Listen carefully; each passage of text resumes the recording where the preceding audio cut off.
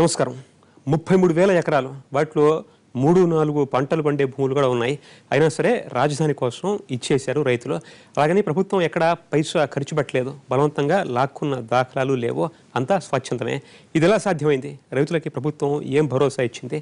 వాళ్ళు ఎలా నమ్మారు? భవిష్యత్తు ఎలా ఉండబోతోంది? కార్ల ఫ్యాక్టరీ పెడతామని 400 ఎకరాలు తీసుకుంటేనే పశ్చిమ బెంగాల్లో ప్రభుత్వం కూలిపోయింది.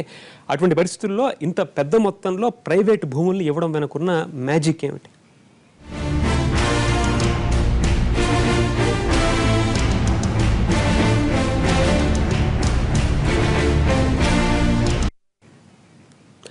వాస్తు బాగున్నంత మాత్రాన వాస్తవాలు మరుగున పడతాయా?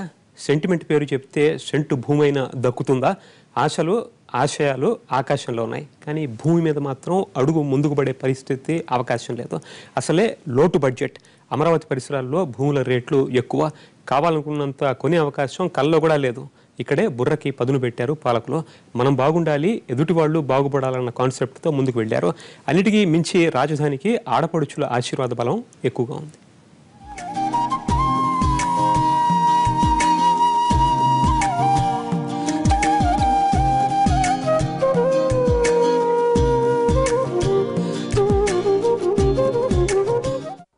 రాష్ట్రానికి రాజధాని నిర్మించుకునే పరిస్థితిని ఆంధ్రప్రదేశ్ ప్రభుత్వం భారీ అవకాశంగా మలుచుకునే ప్రయత్నం చేస్తూ ఉంది.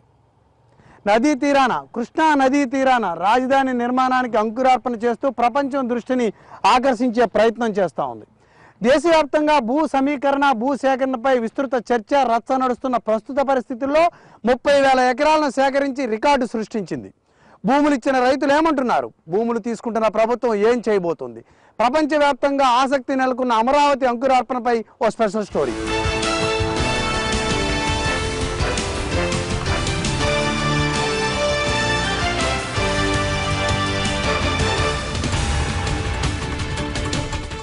భూమి బంగారం లాంటి భూమి.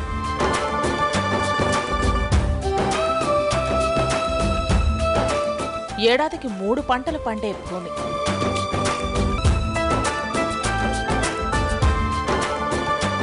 పూలు, పళ్ళు, కూరగాయలు, ఇలా ఏది కావాలంటే ఆ పంట పండే సారవంతమైన భూమి.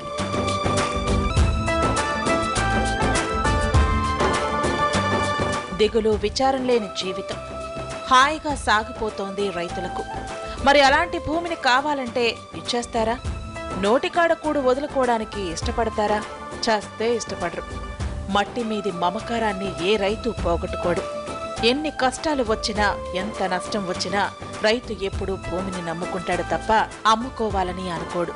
పైగా రాజధాని పేరుతో తీసేసుకుంటాం, అక్కడ బిల్డింగులు కట్టుకుంటామంటే అసలు ఊరుకుంటారా?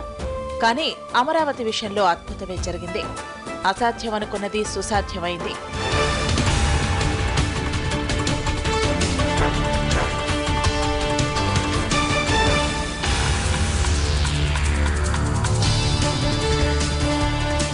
ఆంధ్రప్రదేశ్ రాజధాని కోసం తరాల తరబడి ఆ మట్టితో ఉన్న అనుబంధాన్ని తెంచుకోవడానికి సిద్ధపడ్డారు ఇక్కడ రైతులు.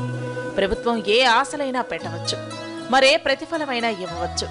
అయినా సరే 24,000 మంది రైతులు త్యాగం చేశారు.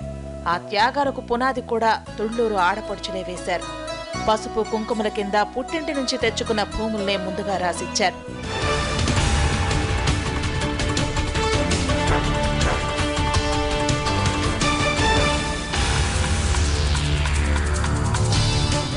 ఈమె పేరు కొమ్మినేని ఆదిలక్ష్మి, తుళ్లూరు వాసి.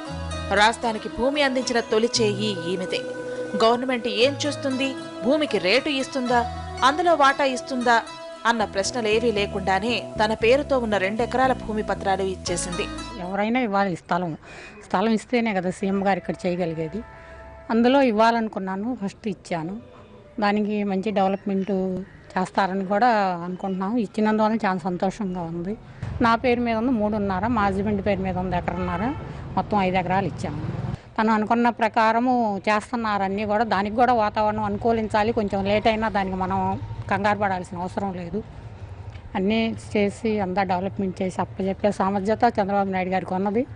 ఇస్తారనే నమ్మకంతోనే మేము భూమి ఇచ్చాము. ఆదిలక్ష్మిలాగే నాగలక్ష్మి కూడా ఎందుకు ఇచ్చిందో ఆమె మాటల్లోనే విందాం. నా భూమి కూడా తుళ్ళూరులోనే ఉంది. 6 ఎకరాలు చంద్రబాబు నాయుడు గారి మీద నమ్మకంతోనే నేను ఇవ్వటం జరిగిందండి. డెవలప్ చేస్తారు అనే ఉద్దేశంతో సంతృప్తిగానే ఉన్నాము. ఆదిలక్ష్మి చేతి మహత్యమో ఆమె ఆశీర్వాద బలమో కావాలనుకున్నంత భూమి సమకూరింది. 33,000 ఎకరాలు ప్రభుత్వం చేతికి వచ్చింది. రాష్ట్రానికి అంత భూమి ఎందుకు? 1,000 ఎకరాల్లో ఏం కడతారు, ఏం చేస్తారని వచ్చిన ప్రశ్నలు, అనుమానాలు కూడా మెజార్టీ రైతుల్ని ఆపలేకపోయాయి. ఎవరికి వాళ్లు మా ఊళ్ళో రాజధాని వస్తోందని మాత్రమే ఫీల్ అయ్యారు. ప్రభుత్వం కూడా వాళ్ళని సంతృప్తిపరిచే సమాధానాలు ఇచ్చింది. అన్ని 1,000 ఎకరాల్లో ఏం చేస్తారో వివరించడంలో ప్రభుత్వ ప్రతినిధులు సఫలమయ్యారు. నమ్మకం ఉంది ఆయన మీద, ఇచ్చాము. నమ్మకాన్ని నమ్మకంగానే చూసుకుంటూ వస్తున్నాడు. మాకు ఆయన కూడా మాట చెప్పాడు, మీకు నేను న్యాయం చేస్తాను అని అంటున్నాడు. దాని మీద నమ్మకం ఉంది. ఇప్పుడు కూడా చేసే అన్ని పని మొక్కలు కూడా సక్రమంగానే చేసుకొస్తున్నాడు అని నాకు ఆ విశ్వాసం ఉంది. మా మనవడి వాళ్ళదే ఒక 8 ఎకరాలు ఇచ్చారు సుమారు. మా అమ్మాయి ఒక 4 ఎకరాలు ఇచ్చింది. నేను ఒక 2 ఎకరాలన్నర ఇచ్చాను పూలింగ్కి లెక్క ప్రకారంగా. రవీంద్ర రాజధానికి పొలాలు ఇచ్చిన రైతులందరూ హ్యాపీగానే ఉన్నారండి. దానికి కారణం మెయిన్ ఏంటంటే భూసేకరణలో సమీకరణ అనే ఒక విధానాన్ని తీసుకొచ్చి మాకు ఎకరాకి ఇంత ఇస్తానని చెప్పని అన్న సందర్భం వలన ఈ భూసేకరణ కూడాను సమీకరణ కూడా చాలా తేలిగ్గా తొందరగా జరిగిపోయింది. దీనికి కారణం ఏంటంటే సమీకరణే. సేకరణ అయితే ఇంత జరిగేది కాదు, వచ్చేది కాదు. పోతే మెయిన్గా మా ముఖ్యమంత్రి నారా చంద్రబాబు నాయుడు గారి మీద మాకు పూర్తి విశ్వాసం ఉంది. తుళ్లూరు మండలంలో మొదలైన పత్రాల సేకరణ తాడేపల్లి, మంగళగిరి మండలాలకు వ్యాపించింది. ప్రభుత్వ లక్ష్యం నెరవేరింది. భూమి చేతికి వచ్చింది. ప్రస్తుతం రాజధాని ప్రాంత అభివృద్ధి సంస్థ CRDA 16 లక్షల ఎకరాల్లో విస్తరించి ఉన్న కోర్ క్యాపిటల్ మాత్రం కృష్ణానదిని ఆనుకుని ఉన్న 29 గ్రామాలకు పరిమితమైంది. ఇక్కడే ప్రపంచ స్థాయి ప్రమాణాలతో వాటర్ ఫ్రంట్ క్యాపిటల్ రూపుదిద్దుకోబోతోంది.